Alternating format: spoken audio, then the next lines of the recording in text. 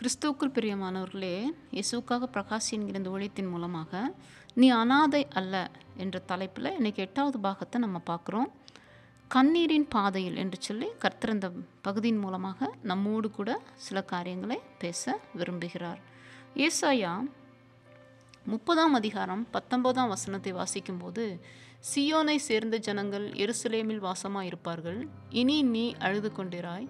உன் கூப்பிடுதலின் சத்தத்துக்கு அவர் உருக்கமாய் இறங்கி அதை கேட்டவுடனே உனக்கு மறு உத்தரவு அருளுவார். ஆமேன். இனி நீ அழுது கொண்டிராய். இன்னைக்கு ஆண்டவருடைய வார்த்தை நம்ம அப்படியே வந்துருச்சு இல்லையா? இப்போ இவ்வளோ நாள் நம்ம அழுது கொண்டிருந்தோம். இந்த செய்தியை கேட்குற வரைக்கும் ஏதோ சில காரணத்தினால காரியங்கள்னால பாதிக்கப்பட்டவர்களாய் அழுது கொண்டு இருந்திருக்கிறோம். அதனால தான் இனி நீ அழுது கொண்டிரா என்று சொல்லி உங்களை நோக்கி இந்த செய்தி கடந்து வருகிறது.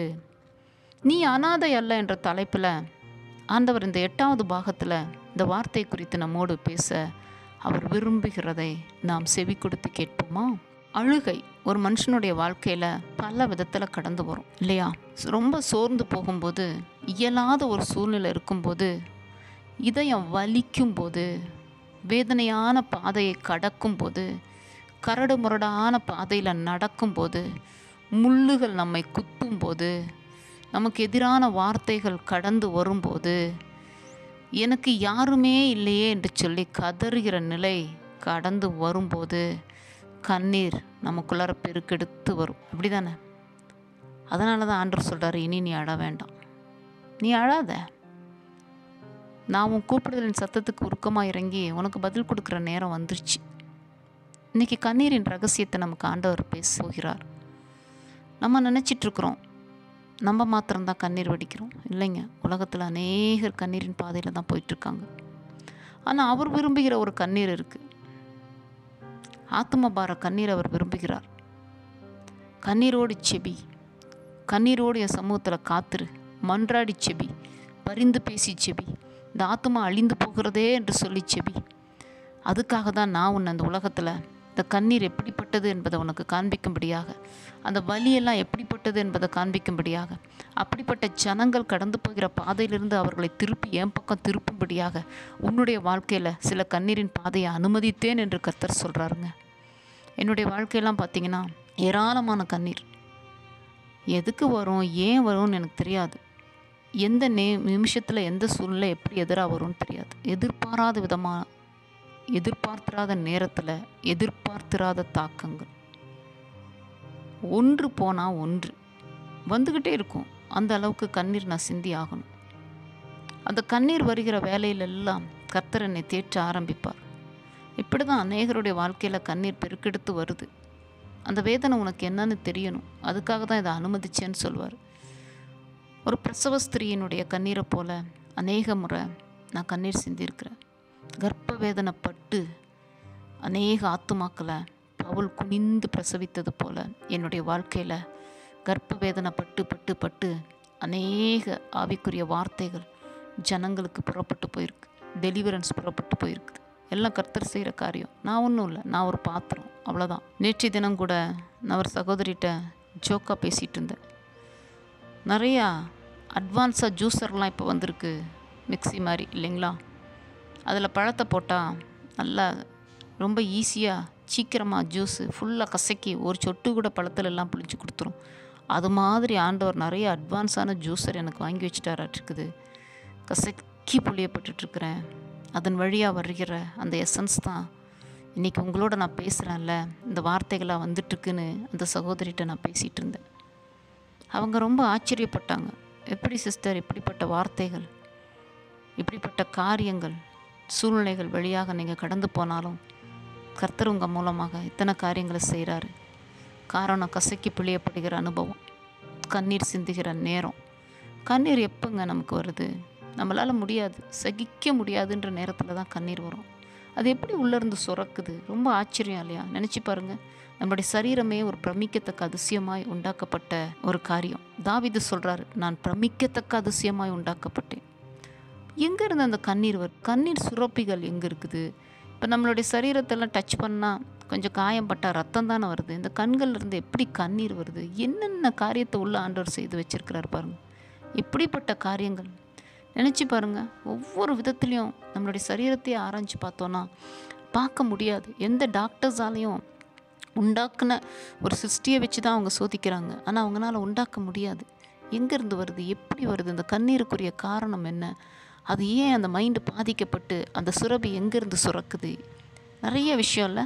அந்த கண்களில் வேறு ஏதாவது கலந்து வருதா, இல்லை அதுக்கு டீ மாதிரி வருதா, காப்பி மாதிரி வருதா, பால் மாதிரி வருதா, இல்லை ரத்தம் மாதிரி வருதா. உள்ளம் பாதிக்கப்படும் போது ரத்த கண்ணீர் நம்ம சொல்கிறோம். அந்த அளவுக்கு வேதனை வலியோடு வரதுனால அப்படி சொல்கிறோம். ஆனால் கண்ணீராக தான் வருது. அந்த கண்ணீர் வாயில் வச்சு பாருங்கள், உப்பு கரிக்குது. எங்கேருந்து இப்படியெல்லாம் வருது, எப்படி? அந்த கண்ணீருக்கு அவ்வளோ வல்லமை இருக்குங்க, அவ்வளோ வல்லமை இருக்குது. புரியுதுங்களா? ஒரு பாவம் செய்த ஒரு சகோதரி ஆண்டவருடைய பாதத்தை பரிமள தைலத்தினால அப்படியே கழுவுறா. தன்னுடைய கண்ணீரால் அப்படியே அந்த பாதத்தை கழுவுறா. பரிமள தைலத்தை அப்படியே அவர் மேலே ஊற்றி தலைமுடியினால் துடைக்கிறான். அப்போ ஆண்டவர் என்ன சொல்கிறாரு, இவள் என்னிடத்தில் மிகவும் அன்பு கூர்ந்தாலே அதனால் இவளுடைய பாவங்கள் எல்லாம் மன்னிக்கப்பட்டுச்சின்னு சொல்கிறார். யோசிச்சு பாருங்கள், அந்த கண்ணீரினுடைய பவர் எப்படி இருக்குன்னு நினச்சி பாருங்கள். உங்களுடைய வாழ்க்கையில் கண்ணீர் வருதா, அந்த கண்ணீருக்கு ஏதோ ஒரு காரணம் இருக்குங்க. அது பின் விளைவு ஏதோ ஒன்று மகிமையான காரியம் இருக்குது. அதனால தான் நான் ஏன் இந்த வார்த்தைகளை உங்களுக்கு ஆண்டவர் கொடுக்குறாருன்னா, நான் அனாதையை போல் இருக்கிறேன்னு சோர்ந்துடக்கூடாது. அதுதான் என்னுடைய பாரம். ஏன் அப்படி அனுமதி கொடுத்துருக்குறாரு, ஏன் நீங்கள் கண்ணீர் வடிச்சிட்ருக்கிறீங்க, என்ன காரணம், எந்த முள் உங்களை குத்துது, எந்த வேதனை உங்களை சூழ்ந்து கொண்டிருக்குது, எந்த காரியம் உங்களை பயங்கரமாக தாக்கி கொண்டு இருக்குது, ஏன் கண்ணீர் விடுறீங்க? இதெல்லாம் நான் உங்களுக்கு இப்போ சொல்லி கொடுத்து கொண்டிருக்கிற இந்த வேலையில் என் பாதை பயங்கரமாக கண்ணீரின் பாதையில் தான் போகுது. அந்த கண்ணீரோடு தான் நான் உங்கள் தேவ சமூகத்தில் வந்து உட்காந்துருக்குறேன். அந்த கண்ணீர் எனக்குள்ளார அதிகமாக சில இன்சிடெண்ட் என்னுடைய வாழ்க்கையில் நடந்துகிட்டே இருக்கும். அதில் கண்ணீர் எனக்கு பெருகிட்டே இருக்கும். அந்த கண்ணீர் வர வர தான் மற்றவங்களுடைய கண்ணீரை நான் துடைக்க முடியும் அப்படின்னு எனக்கு ஏசப்பா எனக்கு சொல்லி கொடுத்துருக்குறாரு. நீ கண்ணீர் சிந்தாட்டி மற்றவங்களுடைய கண்ணீரை நீ கை நீட்டி துடைக்க முடியாது மகளே. அதனால தான் உனக்கு அந்த கண்ணீர் அனுமதிக்கப்படுது. கொஞ்சம் வலியை பொறுத்துக்கோ. லேபர் ரூமில் கொண்டு போயிட்டு அந்த பிரசவம் சுகப்பிரசவன்றோம். சுகப்பிரசவம் தான். சுகமான பிரசவமா, வலி இல்லாத பிரசவமா? அது பேர் நார்மல் டெலிவரி. சுகப்பிரசவம். எத்தனை பாடு அந்த தாய்க்கு தான் தெரியும், எத்தனை வேதனை. டாக்டர் சொல்லுவாங்க, இன்னும் கொஞ்சம் ஸ்ட்ரெயின் பண்ணுங்கள், இன்னும் கொஞ்சம் ஸ்ட்ரெயின் பண்ணுங்கள். அது வேதனை என்னன்னு சொல்லி அவங்களுக்கு தான் தெரியும், அந்த தாய்க்கு தான் தெரியும். ஆனால் அது பேர் சுகப்பிரசவம். அது மாதிரி கண்ணீர். இன்னும் கொஞ்சம் காலம், இன்னும் கொஞ்சம் பொறுத்துக்கமா, இன்னும் கொஞ்சம் பொறுத்துக்க மகளே. இந்த கண்ணீர்லாம் உனக்கு வந்தால் தான் மற்றவங்கள கண்ணீரை துடைக்க முடியும், அவங்கள தூக்கி என் பக்கம் திருப்ப முடியும்னு சொல்லுவார். எனக்கு விசேஷித்த கிருபையை தேவன் கொடுத்துருக்கிறார். பிரசவ வேதனையினுடைய காரியங்களை நான் அடிக்கடி என்னுடைய செய்தியில் யூஸ் பண்ணுவேன். எனக்கு 2 பிள்ளைங்க. மூத்த மகன் பிறக்கும்போது பிரசவ வேதனை எனக்கு ஒன்றுமே தெரியல. நான் ஆண்டவர்கிட்ட கேட்டேன், அப்பா தலைப்பிரசவம் பயங்கரமான வலி வேதனை இருக்குன்னு தான் நான் போனேன். ஆனால் எனக்கு அங்கே ஒன்றுமே தெரியலையே. வேதத்தில் பெரிய வலி பிரசவ வலின்னு தானே எல்லாரும் சொல்கிறாங்க. அந்த பிரசவ வலின்னா என்ன, இதுக்கா இவ்வளோ பாடு, இதையா பிரசவ வேதனைன்னு சொல்கிறாங்கன்னு சும்மா மனசில் தான் நினச்சேன். அங்கே என்ன நடந்துச்சு அப்படின்னா, மூத்த பிள்ளைக்காக என்னை அட்மிட் பண்ணிட்டாங்க. நைட்டு 1:30 மணிக்கு கொண்டு போய் சில வருடங்களுக்கு முன்பதாக, அவனுக்கு இப்போ 19 வயசாகுது. 19 வயசுக்கு வருடத்துக்கு முன்பாக கொண்டு போய் அட்மிட் பண்ணாங்க. அட்மிட் பண்ண நேரத்தில் அது வலியானும் தெரியல, என்னவும் தெரியல எனக்கு. டாக்டர்ஸு நர்ஸ் எல்லாம் செக் பண்ணி பார்த்துட்டு மார்னிங் பிள்ளை பிறந்துரும்னு சொல்லிட்டாங்க. சரின்னு விடிய நானும் ப்ரேயர் பண்ணிவிட்டு ஸ்தோத்திரம் பண்ணிட்டு இருந்தேன். அப்போ அந்த நேரத்தில் அந்த ஹாஸ்பிட்டலில் ஒரு புறஜாதி குடும்பம், அந்த பிள்ளை 9 மணி நேரமாக வேதனைப்பட்டுட்டே இருக்குது. ஆனால் அதுக்கு நார்மல் டெலிவரி ஆக மாட்டேங்குது. அப்போ நர்ஸ் சொன்னாங்க, இப்படி ஒரு சிஸ்டர் இங்கே வந்திருக்காங்க, உங்கள் ஊழியம் செய்கிறாங்க, இவங்கக்கிட்ட போய் உங்கள் பொண்ணுக்காக செபிங்க, தேவன் அங்கே அற்புதம் செய்வார். நீங்கள் சிசரியன் வேண்டான்றீங்க, நார்மல் டெலிவரி தான் நடக்கணுன்றீங்க, அவங்கக்கிட்ட போய் ஜெபம் பண்ணுங்க அப்படின்னு சொன்னோன்னே அந்த தாய் தகப்பன்னு என்கிட்ட வந்தாங்க. நானே பிரசவத்துக்காக அட்மிட் பண்ணப்பட்டிருக்கேன்.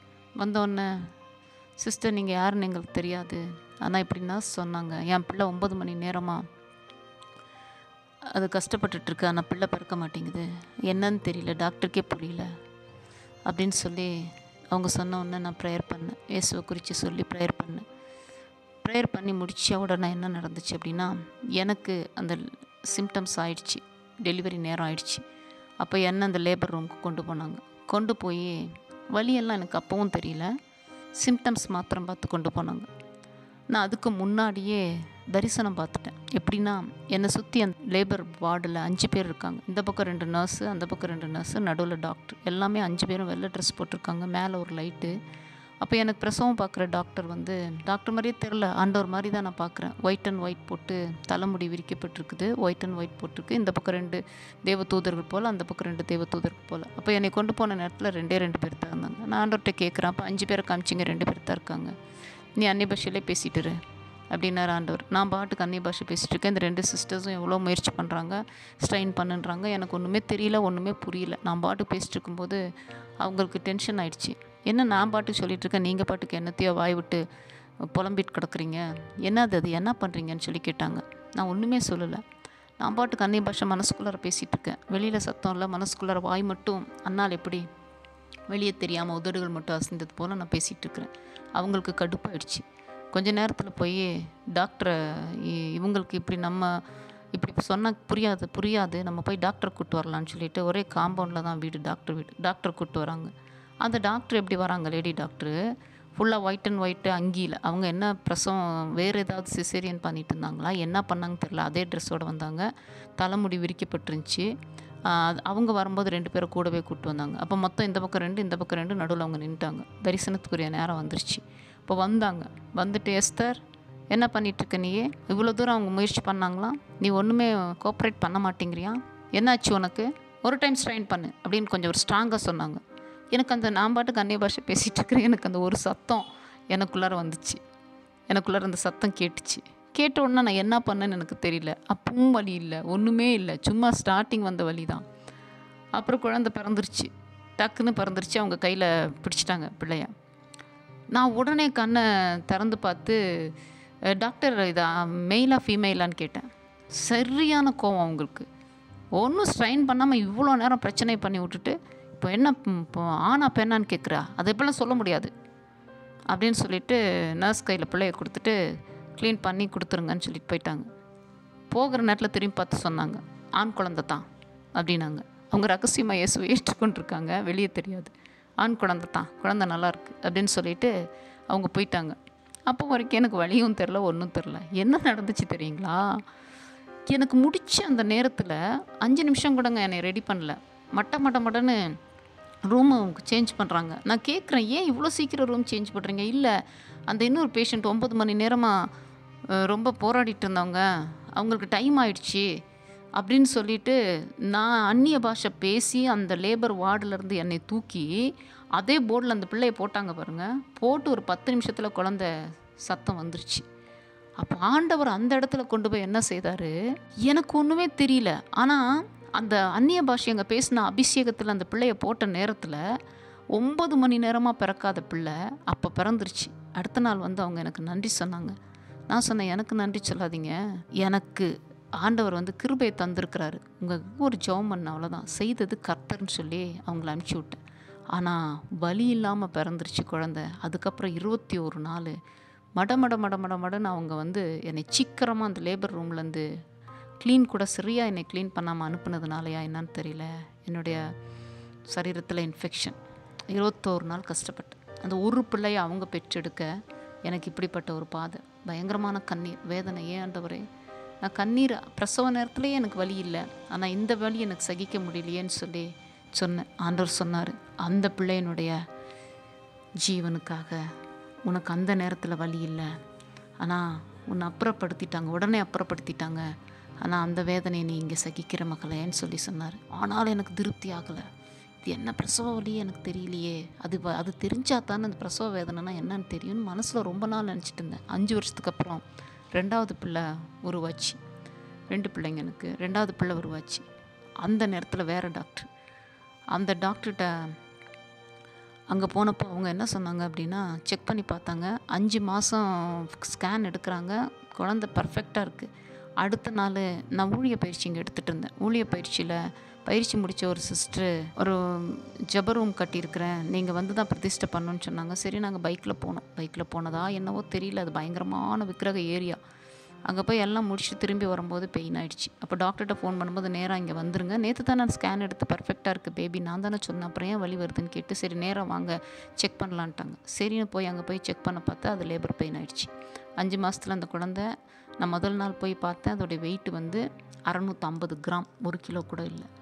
ஆண்டவரே இது என்னது 650 கிராமில் லேபர் பெயின் வந்துச்சுன்னா நான் என்ன பண்ணுறது, இந்த பிள்ளை எப்படி வளர்க்குறது, என்னால் முடியாதையா அப்படின்னு சொல்லிட்டு பேசாமல் உட்காந்துட்டேன். டாக்டர் என்ன சொல்கிறாங்க அந்த லேடி டாக்டரு, சரி ஜெபம் பண்ணலாம், வெயிட் பண்ணுங்கள். அவங்களும் ஜெபம் பண்ணுறாங்க, நானும் ஜெபம் பண்ணுறேன். 8 மணி நேரம் ஏறக்குறைய போராட்டத்துக்கு பிறகு அந்த குழந்தை உள்ளே தங்குச்சிங்க.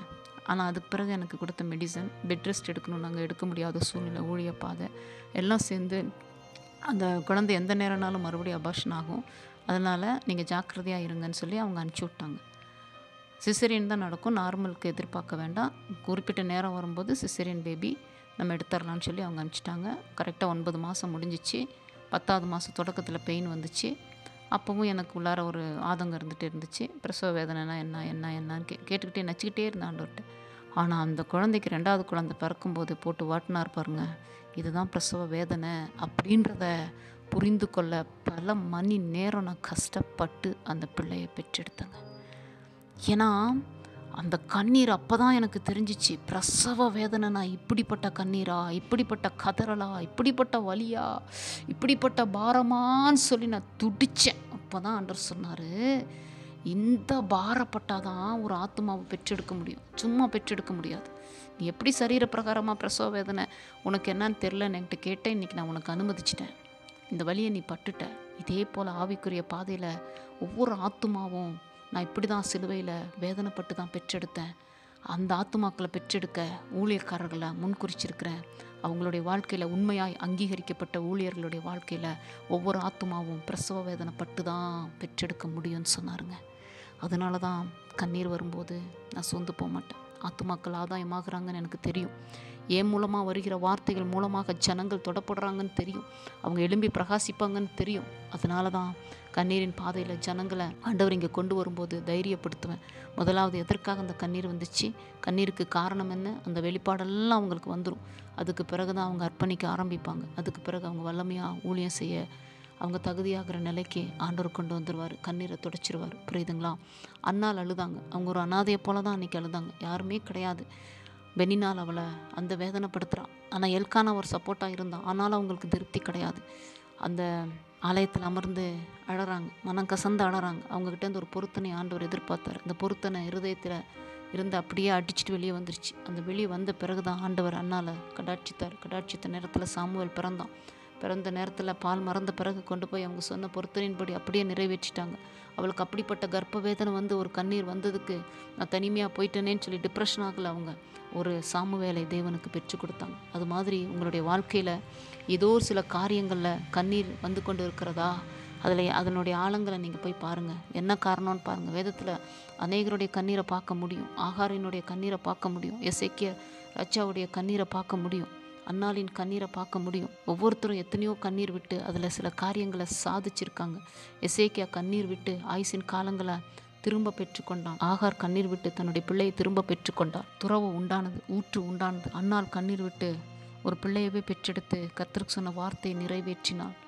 ஒரு பாவம் செய்த ஸ்திரீ கண்ணீரை செலுத்தி கண்ணீர் விட்டு பாவங்கள் மன்னிக்கப்பட்டு அவள் கடந்து போனான். புரியுதுங்களா? கண்ணீரில் அத்தனை ரகசியங்கள் இருக்குது. அதனால் கண்ணீர் வருது. நம்ம இப்படிப்பட்ட நிலையில் இருக்கிறோம், சும்மா கண்ணீர் வந்துடாது. பாடுகள் வரும்போது தான் கண்ணீர் வரும். உங்களுக்கு இந்த இன்றைக்கி பாடுகள் வந்திருக்கா, வேதனை வந்திருக்கா, உபத்திரம் வந்திருக்கா, அதில் கண்ணீர் வருதா? சந்தோஷப்படுங்க. அந்த கண்ணீரில் பெரிய மகிமை காத்திருக்குது. சும்மாலாம் அந்த கண்ணீர் இல்லை. அந்த கண்ணீருக்கு ஒரு மகிமை வைத்திருக்கிறாரு. அனாதையை போல் நான் அழுகிறேனேன்னு சொல்கிறீங்களா? பயப்படாதீங்க. நீங்கள் அனாதை இல்லை. இப்போவும் சொல்கிறேன், தலைப்பின்படியே நான் வரேன். நீங்கள் அனாதையே இல்லை. ஆண்டவர் சொல்லிட்டாரு. உங்கள் கண்ணீரில் ஒரு பெரிய மகிமை வச்சிருக்கிறாரு. உங்களை கொண்டு பெரிய காரியங்களை அவர் செய்ய போகிறாரு. புரியுதா? இதுக்கு மேலே கண்ணீர் வரும்போது சொந்து போகக்கூடாது. எழும்பணும், வைராக்கியமாக எழும்பணும், தேவனுக்காக எழும்பணும். யார் யாரெல்லாம் கண்ணீர் விட்டா வேதத்தில் டீப்பாக படிங்க.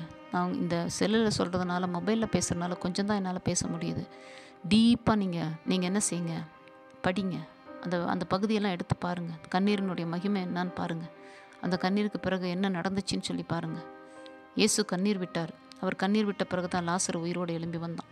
மரியாள் மார்த்தாள் கண்ணீர் விட்டாங்க. அந்த கண்ணீர் தான் இயேசுவினுடைய கண்ணீர் இருதயத்தையே தொட்டு கண்ணீர் விட வச்சுது. இன்றைக்கி உங்களுடைய கண்ணீர் அவருடைய இருதயத்தை தொடுது. அவர் மனது உருகுகிறார். அவர் எழும்பி வருகிறார். அவர் உங்களுக்குள்ளார உயிர்த்திருந்த வல்லமையை போடுறாரு. உங்களை கொண்டு அநேகரை எழுப்ப போகிறாருங்க. தைரியமாக இருங்க. கர்த்தர் பெரிய காரியங்களை செய்வார். ஆண்டவர் உங்களை ஆசீர்வதிப்பாராக.